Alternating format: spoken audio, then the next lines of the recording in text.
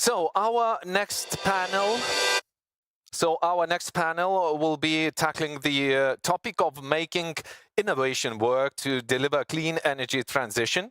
And it is our pleasure to welcome Christoph Frey, partner at Emerald Technology Ventures, Thomas Beer, Chief Strategy and Innovation Officer at E.ON, Ernesto Chora, Chief Innovability Officer at Enel, Iliana Portuguese, UK Head of Innovation Corporate at National Grid, Valérie Prunier, Open Innovation Director, Europe and International at EDF, Paulius Kozlovas, Head of Innovation at Ignitis Group, and Diego Diaz-Pilas, Head of New Ventures and Technology Prospects at Iberdrola. So I hope everybody's here. Yeah, hello guys. Oh. Good afternoon. Everybody's happy and shiny. Okay, so the moderator, as I know, will be Mr. Frey, right? With pleasure, and it's again a great pleasure to have such a unique panel here with the heads of innovation of leading European companies, European headquartered companies, I should say, because many of those companies are active around the world. And the topic is utility race to net zero, making innovation work to deliver.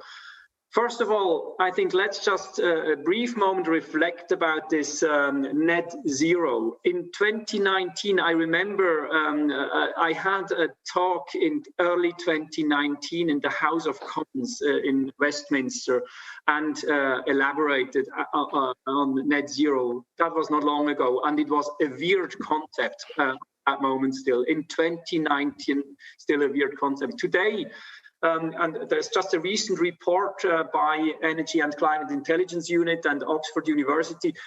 They say that today a fifth of the Forbes 2000 list have committed to net zero in one way or another, and a coverage of about 61% of global GHG emission is covered by commitments to net zero by at latest 2050.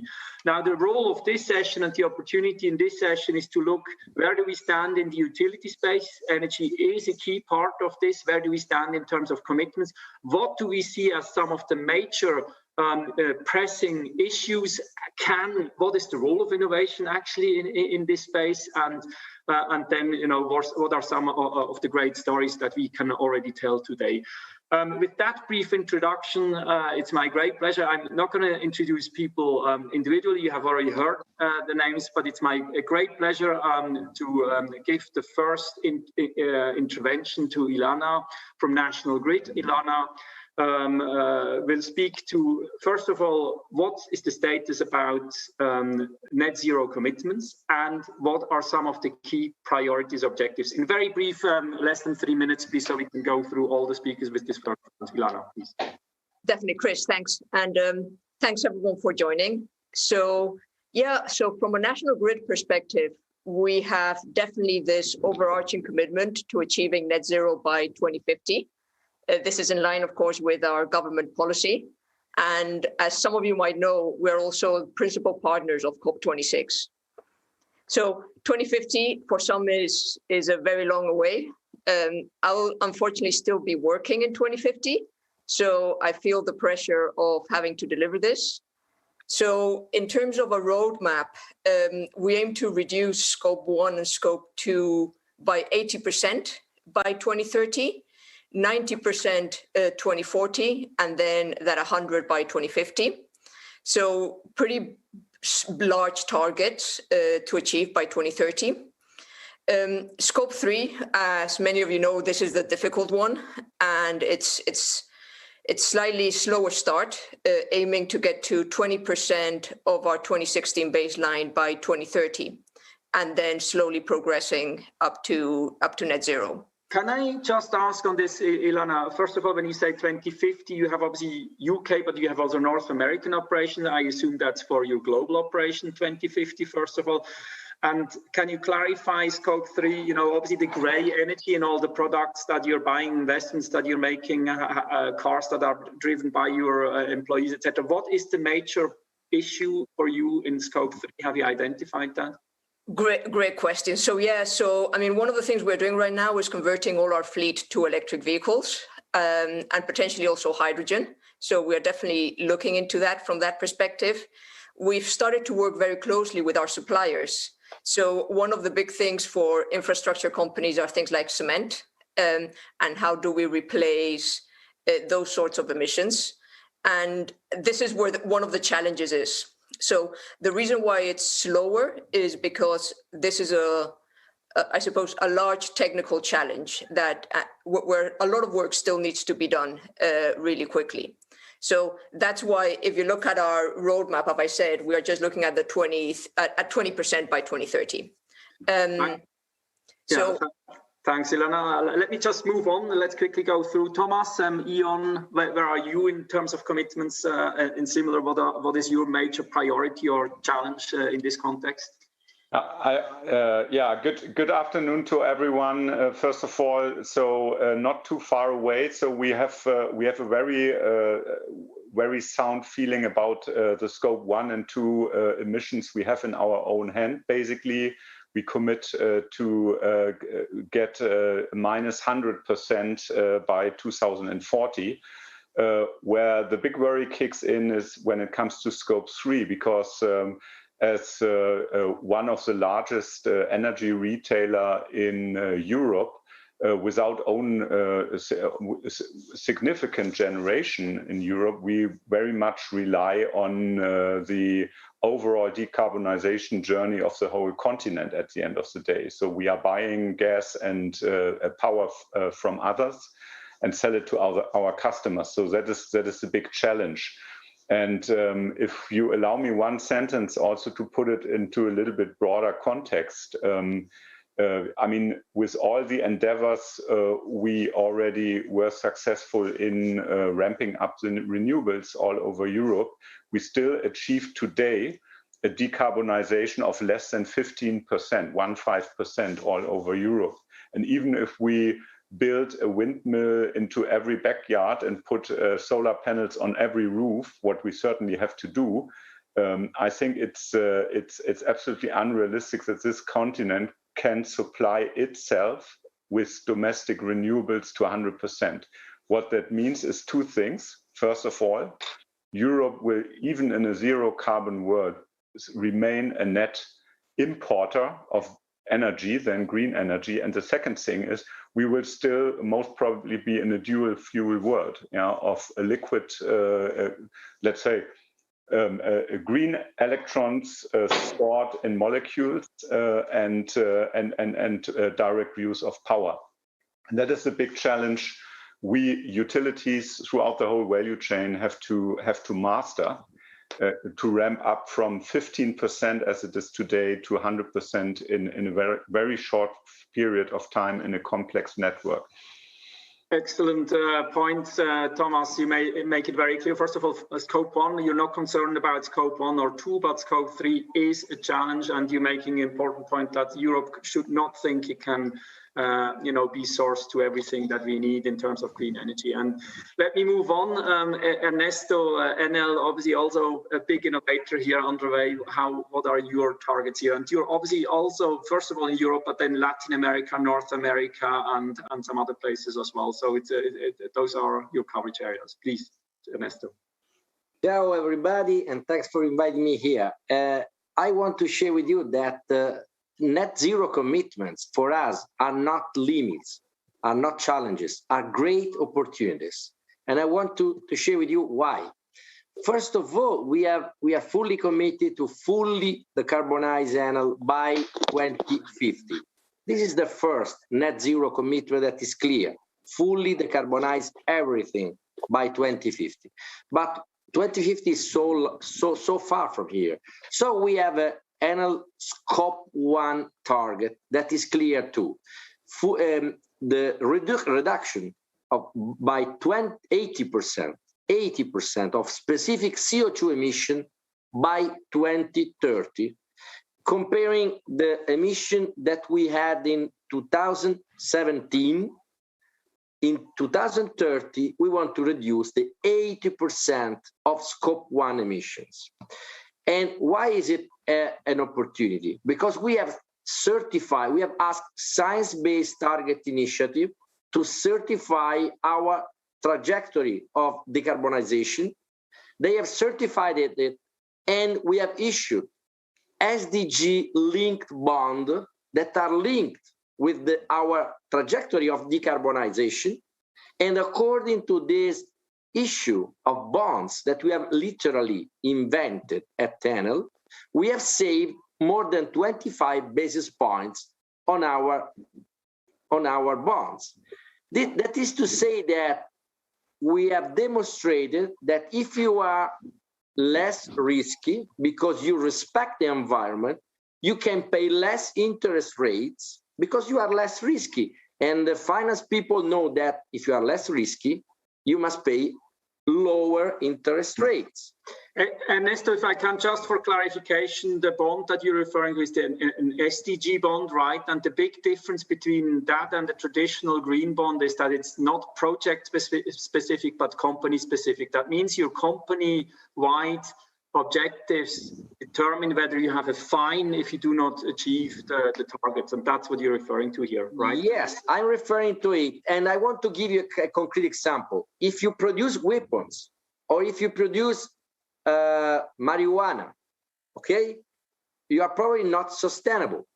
If you produce weapons and if you produce some other stuff that can create pollution, you are not sustainable, but you can issue a green bond to power your production facility. But if you are not sustainable in your core business model, you cannot issue an SDG-linked bond.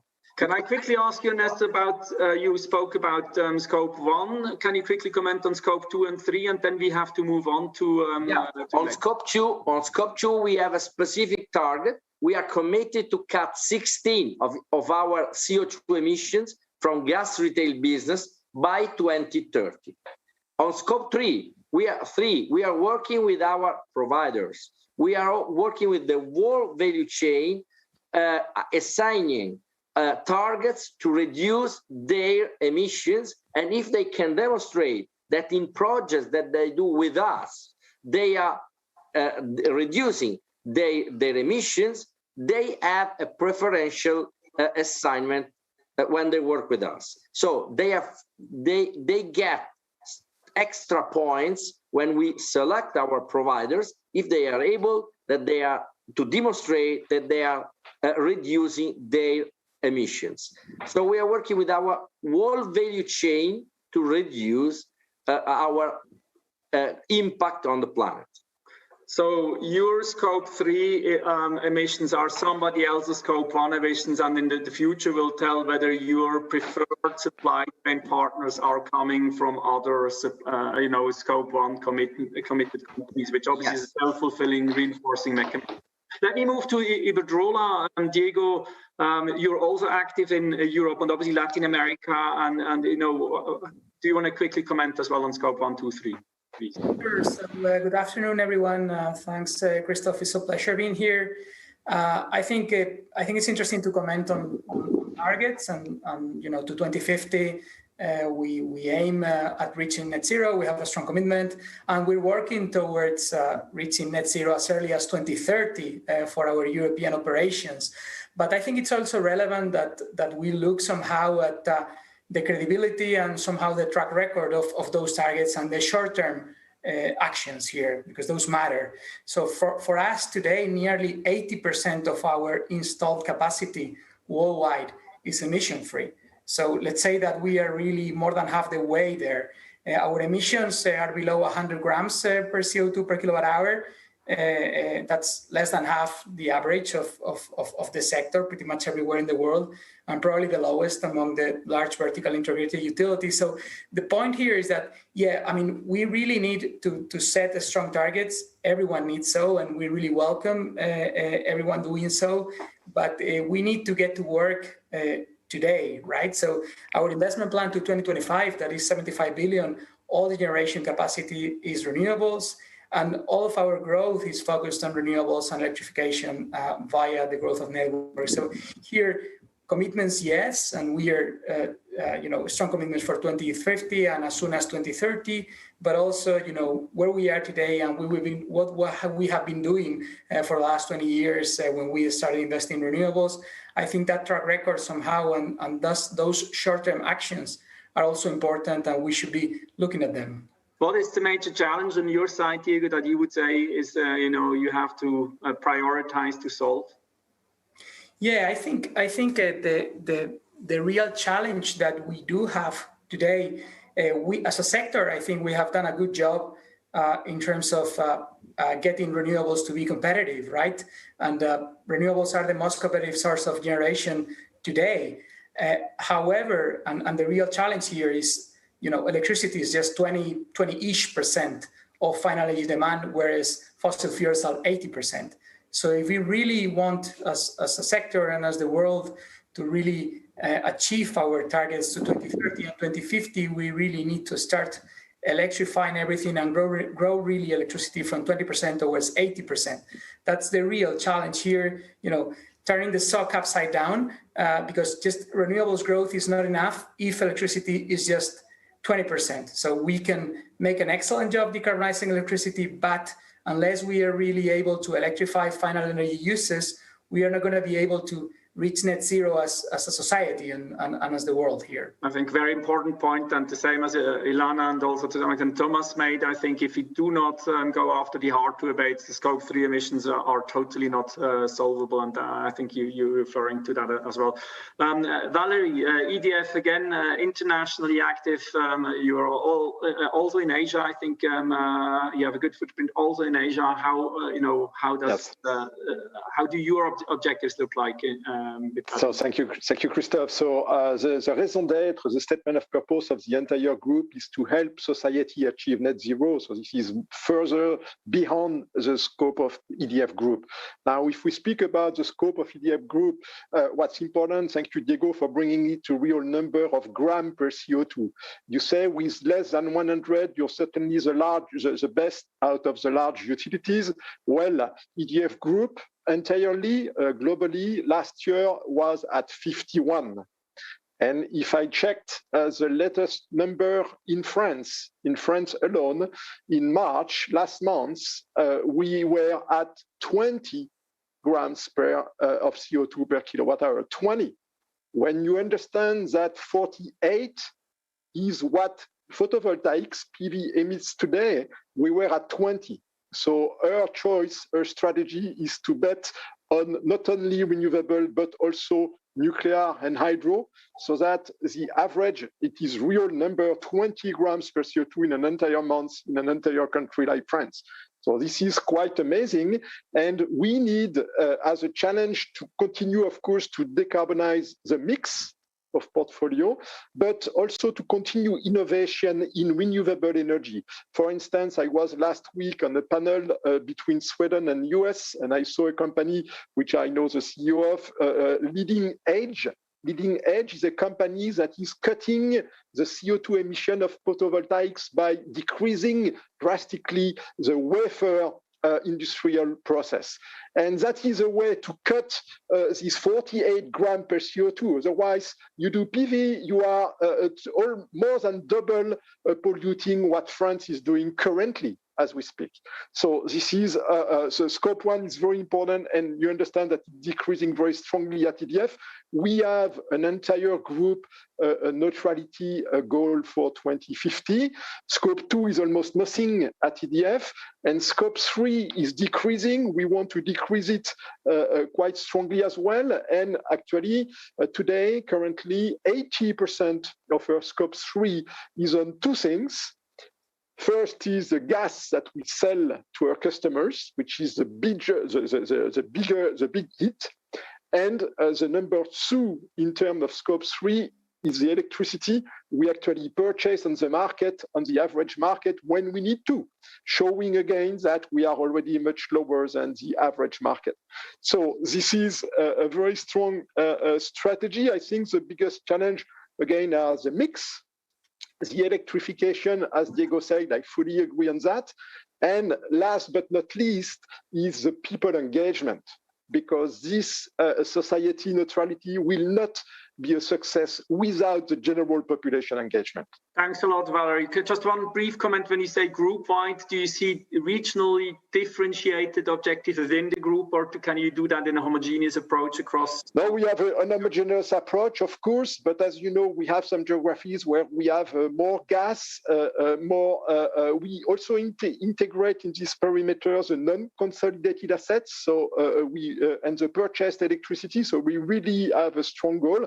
And this is globally, we want to export to the rest of the world internationally the mix and the combination that makes such a low number as 20 grams per CO2 of CO2 per kilowatt hour reachable everywhere. So it is, but there's a regional, obviously, reality to it, and you're saying you're going after it. Paulius, you are representing Ignatius Group, the largest company in the Baltics, and you have initially been there to build a nuclear plant, but today you're obviously much larger. You're in all kinds of segments of the decarb as well space. So tell us about your objectives.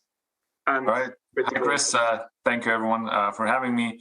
So commitments are just more or less like everybody else today mentioned. 2050, the commitment is to go net zero. However, we feel at least a strong push from the market and investors to go net zero earlier than this. And I would say Ignatius Group, I find it to be positioned quite comfortable on this journey towards net zero, because the portfolio of Ignatius happens to be pretty well balanced towards carbon neutral generation capacities.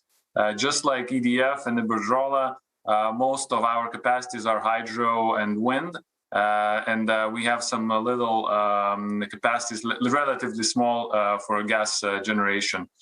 So, when it comes to scope 1, 2, it's very clear. Reduce the generation from gas, which, for example, 2019 was very marginal. We had 16 grams per kilowatt hour, so relatively nothing.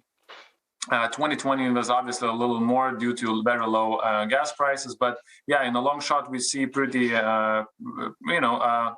doable to go for the long term under 48 grams per kilowatt hour, and the idea is now to reevaluate and to see the path which way we have to go in order to reduce the overall CO2 emissions.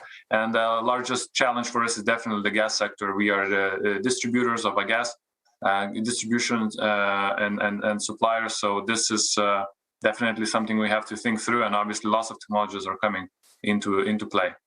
Excellent, thanks. And so scope 3, clearly gas buying, selling, electricity buying, selling, those are major challenges. And then Europe cannot do the green energy by itself, and therefore we need an international supply chain for forms of green energy, and hydrogen is probably implied in that. SDG bonds as a way to get access to cheap finance behind some of that. I think those are elements that we have heard now in this first round. Let me now go into a second type of questions. And if you're talking about those net zero and all the huge transformation this takes for the system, it also means that often it's a transformational effort within companies. And innovation that you are looking, you're all heads of innovation, you're all busy not only making your ventures successful that you're involved with, but you're also busy transforming, being a transformation in your own companies. And tell us some example. I would like a story. What is your best story you have in that you managed to do that has been transformational, or an example in your company that has been transformational, and perhaps why it worked? So please, and let's start with this time, Paulius, directly back to you. Paulius, an example on transformational. All right. Well, the key word when it comes to innovation at Ignatius is to empower. We always, since we have a electricity and gas distribution grid at our disposal, we really look into ways how we can enable and empower the market to do its job. So what we have been very active in the last few years was in empowering people in easier and more convenient ways to invest in the renewable energy. So it was a few years ago, it was launched a platform where together with a long list of regulatory changes that enabled this, working together with ministries. So now the people living in Lithuania, let's say in apartments or other buildings that you're not allowed to have your own solar panels, let's say on the roof, and now you're able to buy a part of it and become a prosumer in a distance. This is so-called the term. So this has now more than 3,000 participants, and it's growing. We want to introduce wind in this platform, so really to make it accessible and available for everybody to invest in this. I know many other Europe countries are considering to do this as well. We also have a tool which is now helps for individuals to evaluate and see their potential, their roof potential, for example, their house roof potential for solar. So we blended 3D models with solar potential layer, and now if you enter the address into our system, you can see your house, your roof potential, and all the calculations. But again, helps people to decide and understand the energy and the benefits that they could get. So those are just a few examples. We definitely don't have. You were a utility, and you're now a crowdfunding organization. That's it's a great example. Diego, what is an example on your side where you have transformationally and make it happen? I think in order to tackle the challenges that we have in front of us, we really need to be open and collaborative here. So there's no single company, no matter how large it is, that can tackle these challenges on their own. At this regard, I would like to highlight our startup program. We started working with the startups 13 years ago, back in 2008. Startups were not trendy or cool back then. No one was talking about the startups, I would say. And we've always believed that startups and entrepreneurs are key to help us tackle the challenges of the energy transition here.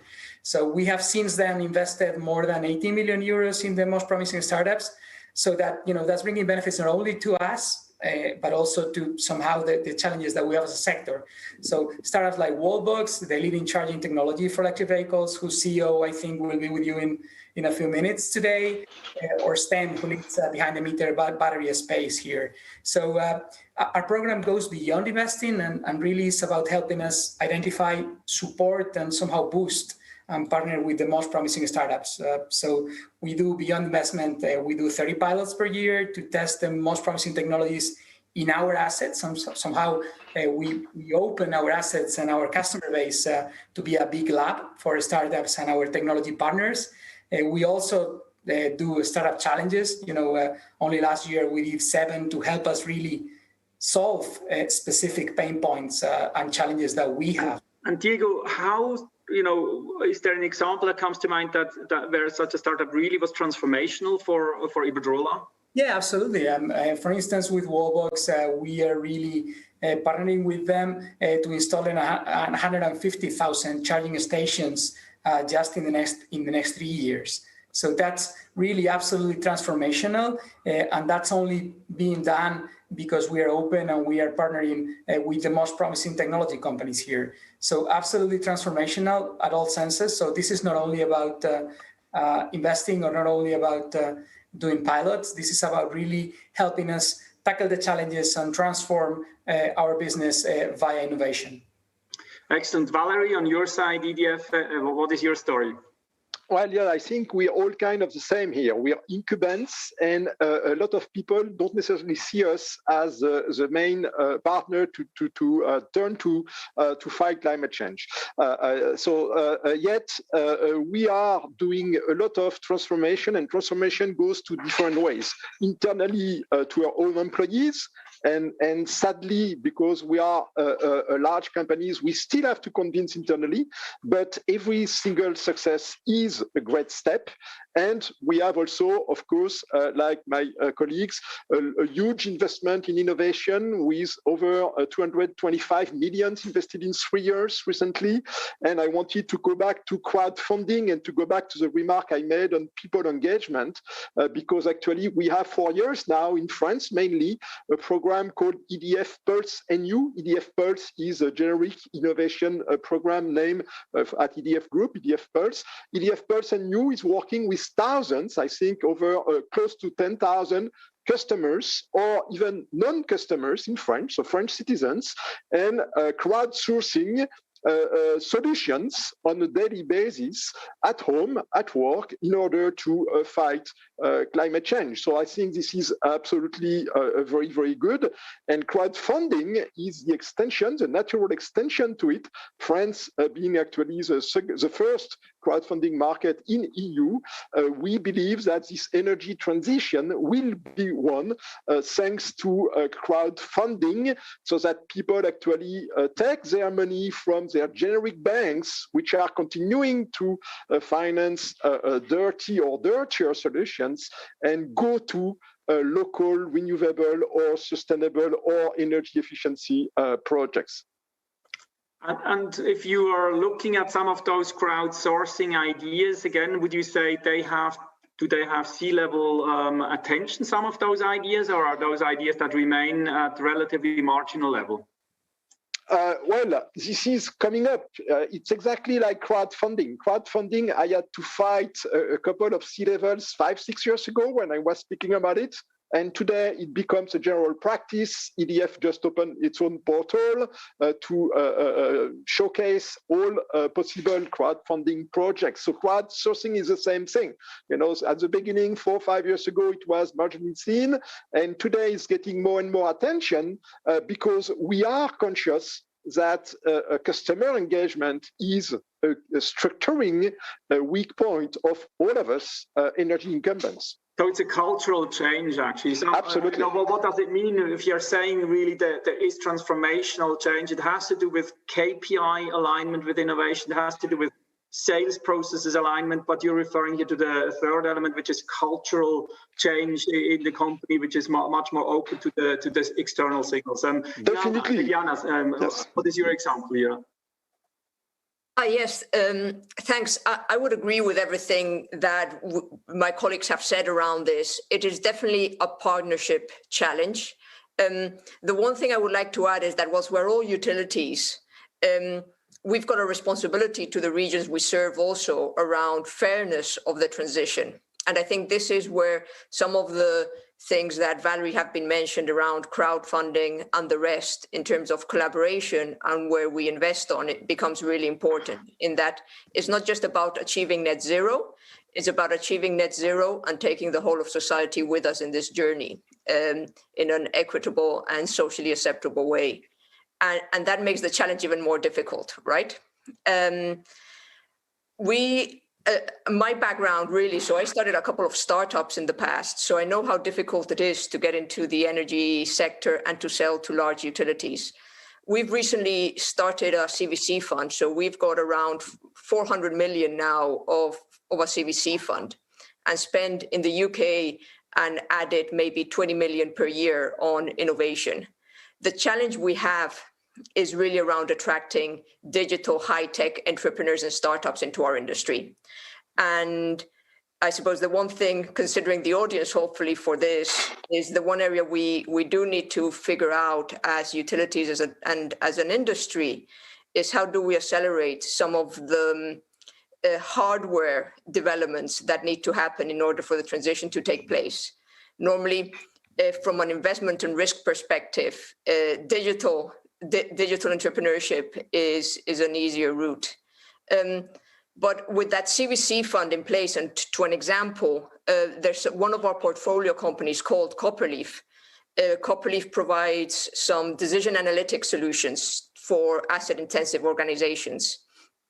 And one of the challenges we face in this decarbonization transition is not only how do you manage a very agile and dynamic flow of both gas and electricity across our whole regions and geographies, but more importantly, how do you manage your people and your interventions in an aging infrastructure whilst you have this dynamic change, whilst keeping the cost or the amount of energy that gets that flows as low as possible, right? And in order to do this, you need to have a very agile workforce. And this solution, what this solution allows us to do is it allows us to be much more agile in terms of how we plan our interventions and how we move people around. So I think from an innovation perspective, what's important to achieve transformation is not necessarily the technology, but how it impacts the processes of the utility and the resource allocation of the utility. And if you can manage to impact resource allocation and processes, that's where real internal transformation takes place, in my view. I think that's a very good point. Resources and processes are key. And on the other point you made, Eliana, is also be careful. Don't invest only in the digital. There's also hardware, and there's probably that's probably more of the bottleneck there. Ernesto, how about a great example on Enel's side? The main result that we have achieved, we have lowered the cost of renewables by 60% in the last 6 years. So this is the main result. We have lowered the cost of renewables by 60%, leveraging the ecosystem that we have created. We have 10 innovation hubs with people scouting for startups in Boston, in San Francisco, in Tel Aviv, in Moscow, in Madrid, in Santiago de Chile, in Rio de Janeiro, in other countries. And we have digital hubs looking for startups in Canada, in London, in Berlin, in France. So we have analyzed more than 10,000 startups involving more than 900 of them in projects. And we have scaled up in more than 170 cases their technologies at global level. Thanks to their support and thanks to the crowdsourcing that we have implemented with www.openinnovability.com, we have collected many ideas. Thanks to the crowdsourcing, we have collected more than 7,000 proposals, and we have scaled up more than 65 of them at global level. And we have implemented so many projects that have helped us to lower the cost of renewables. And now I can end saying that we have become the largest producer of renewables in the world. Ernesto, is there one single story, very briefly, just a 30-second story of one startup that really changed? I can mention Nozomi Networks. They came to us with a cybersecurity idea. They hadn't any startups. They had just the idea. They came to me 5 years ago. Now they are a multinational company active in 42 different countries. We were the first customer. We introduced them to the first venture capital fund. Now they are serving the US government, protecting the cybersecurity of the Pentagon. So very important what you're saying here. You didn't buy them, you empowered them in a way through. It's actually not only about buying stuff, it's also about the right forms of collaboration. First knowing them, finding the right model of collaborating, and then empowering them. So that's a great example. We know our limits. We are an industrial company, so we can become an industrial partner. We don't want to buy a company to seclude them, to imprison them. We want to help them to scale up at global level, also serving our competitors. And our competitors usually say, hey, we keep secret the names of startups working with us. I need to stop. We are over the 30 seconds I gave for the example. Thomas, how about Ion? I mean, a great discussion. I couldn't agree more to what Ernesto and Valerie pointed out, that we are in a joint ecosystem. We are bumping into each other all over the place. In Tel Aviv, for example, where I meet you guys, or in Palo Alto, where we have our innovation operations. And what Iliana said about the cultural challenges of a traditional, maybe 100, 120 years old company in really embracing innovation. I think we at E.ON, we have to a large extent cracked that nut with several angles how we tackle innovation. We have the internal project that we are fostering with our operations directly at the shop floor. We have our R&T operations together with the universities, and we have our venture capital fund, which is up and running since 5 years now with a volume of roughly 300 million. We have a lot of very good cases of let's say, bringing these startups really landing into the organization and asking for a good example. So we are super proud with all the startups which are, let's say, cracking the nut of a decentral ecosystem, balancing out power flows, demand and supply.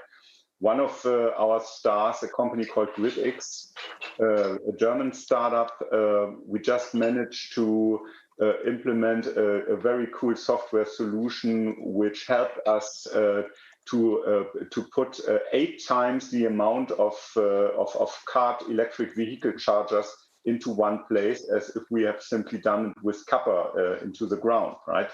And these are the examples, and that is the typical experience of us as, let's say, innovators. We come up with an idea 5 years back. People look at us, ask us, "What have you guys smoking?" And after 3 or 4 years, when these ideas really hit the operations and the real life, it is really it goes viral. Solutions like that, and that is really encouraging. We are almost at the end of this, unfortunately, far too short session for such a great panel. But let me just, because this is obviously an innovation hub, the Energy Tech Summit with a lot of startups, and I just want to understand the signal from this group. How important on a measure between 1 and 10, 10 being absolutely critical to survive, and 1 being actually I don't care. How important is your collaboration with startups on this scale from 1 to 10? And I'm just gonna, okay, you can show it with your hands, and I'm gonna count. So show with your hands. So 10, 10, 10. Okay, I think the message, Ernesto, I can't see your hands. Show me your hands. Okay, it's more than 10.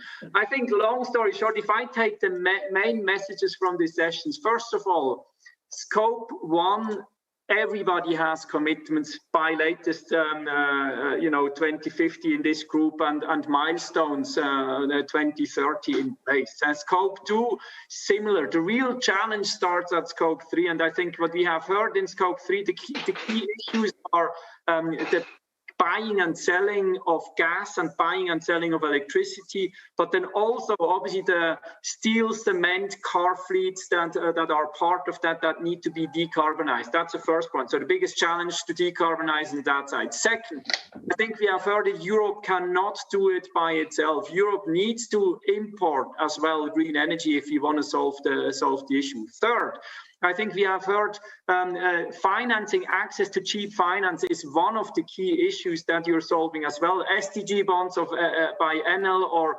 crowdfunding by others who have mentioned this year are just great examples to do that. But then we have heard it's not only software that we need to focus on. Be careful to not forget the hardware that it takes as well. And it's about process, resource, and people allocation, Iliana's point, I think. And ultimately, collaboration with start is absolutely inspirational for all the companies that are here. I think that was I unfair in my summary. Any important point that you want to throw in, last before we close? Okay, I think we have a happy panel. I want to thank the Energy Tech Summit for pulling this together and all the speakers. Excellent panel. If I will now invite the audience to applaud. Please applaud. We can hear it. Thank you. Thank you. Absolutely. We share a round of applause to all of you. Thank you so much for interesting discussion, Christoph. Thank you so much for moderating this panel. And as you told, we give 10 times 10 to everybody. So thank you so much, and see you soon. And this is Energy Tech Summit.